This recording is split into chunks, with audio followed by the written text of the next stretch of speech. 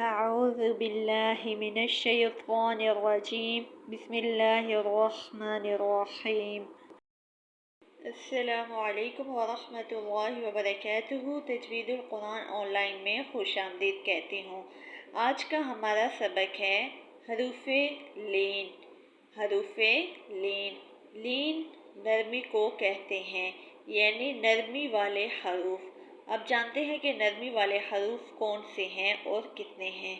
حروف لین دو ہیں، واو ساکن اور یا ساکن۔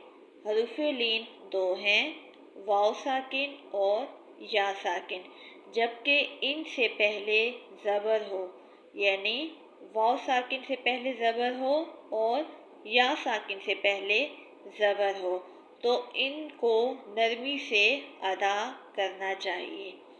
حروف لین دو ہیں، واو ساکن اور یا ساکن، جبکہ ان سے پہلے زبر ہو تو ان کو نرمی سے ادا کرنا چاہیے، جیسے باؤ بئی، باؤ بئی، تاؤ تئی، یاؤ یئی۔ اب جو ہے حروف لین کی مشق کرتے ہیں۔ حروف لین میں سے سب سے پہلے حرف واو ساکن کی مشق کریں گے۔ واو، واو ساکن سے پہلے زبر ہو تو یہ حروف لین ہے، اس کو نرمی سے ادا کرنا ہے۔ خا زبر وا، خاؤ، واو ساکن سے پہلے کیا ہے؟ خا پر زبر ہے۔ خا زبر وا خاؤ، فا دو زے فن، خوفن، قول، موضوعۃ، لوح۔ اب یا ساکن کی مشق کرتے ہیں۔ یا ساکن، یا ساکن سے پہلے زبر ہو تو ہم نے یا کو نرمی سے ادا کرنا ہے، جیسے یہ دیکھیں کیف زبر یا کئی، اب یہ یا ساکن ہے، یا ساکن سے پہلے زبر ہے۔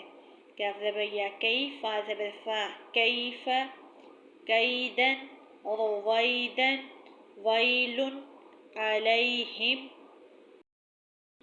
حروف لین میں دو چیزوں سے بچنا چاہیے۔ تنبیہات: نمبر 1، حروف لین کو کھینچنے سے بچایا جائے، یعنی حروف لین کو آپ نے کھینچنا نہیں ہے بلکہ نرمی سے ادا کرنا ہے۔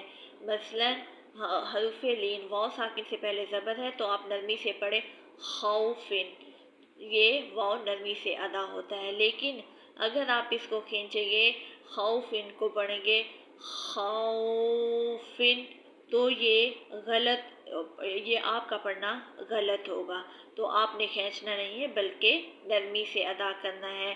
اگر آپ قولن، قولن نرمی سے ہوگا اور پڑھیں گے قولن تو یہ آپ غلط پڑھ رہے ہیں۔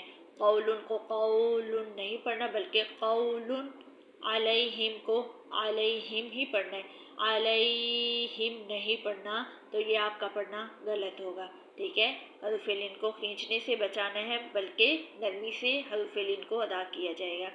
خوفن، قول علیہم۔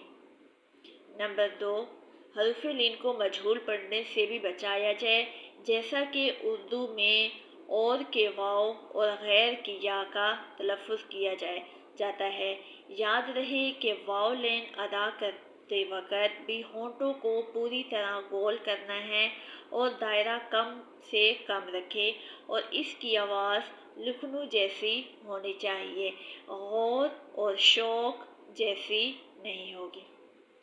اب جو ہے ایک دفعہ پھر اپڈیٹ کر دیتی ہوں کہ حروف لین کو مجہول پڑھنے سے بچایا جائے، یعنی آپ نے جیسے ہم واو جو ہے حروف لین میں سے واو کو پڑھتے ہیں تو اس میں سے آپ نے لفظ ہے مور، تو اردو میں لفظ مور ہوتا ہے، اردو میں ہم جو ہے مجہول پڑھتے ہیں مور، لیکن اگر عربی میں پڑھیں گے تو ہم مور نہیں پڑھیں گے، جبکہ اگر میم کے اوپر پیش ہے یا میم کے اوپر زبر ہے تو یہ مورن ہوگا، ٹھیک ہے۔